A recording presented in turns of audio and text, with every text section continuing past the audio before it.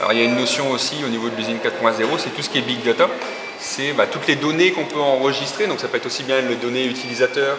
Première visite de l'école Junia pour Nathan, cet ingénieur en informatique profite de l'événement EcoPOS pour visiter cet atelier 4.0. Ça me parle un petit peu parce que c'est vrai que tout ce qui est automatisation, ça me parle. Après, je travaille dans l'informatique, donc j'ai pas du tout l'habitude de voir des machines réelles, on va dire. Un atelier qui fait la renommée de cette école d'ingénieurs. De la conception 3D jusqu'à l'automatisation, les élèves prennent en main des technologies industrielles de demain. Alors, le principe du démonstrateur, c'est de pouvoir montrer aux étudiants, aux entreprises, quelles sont les technologies qu'ils peuvent trouver dans l'entreprise, autres que ce qu'on a classiquement dans un labo de TP.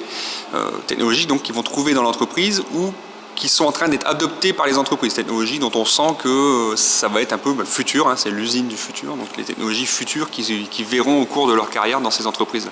Un démonstrateur qui intéresse de plus en plus les entreprises et qui reproduit à taille réduite un processus de création industrielle. Notre objectif, c'est que la situation soit le reflet de la situation quand on sort 3000 pièces à l'heure, mais en version simplifiée pour que ce soit à l'échelle de recevoir un groupe de 20 étudiants. Leur objectif, ça va être d'engager les transitions dans toutes ces entreprises qui ont besoin de se transformer.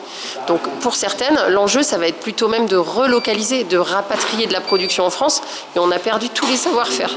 Donc il va falloir garder des métiers techniques pour continuer à produire et réimplanter des usines en France. C'est un premier besoin.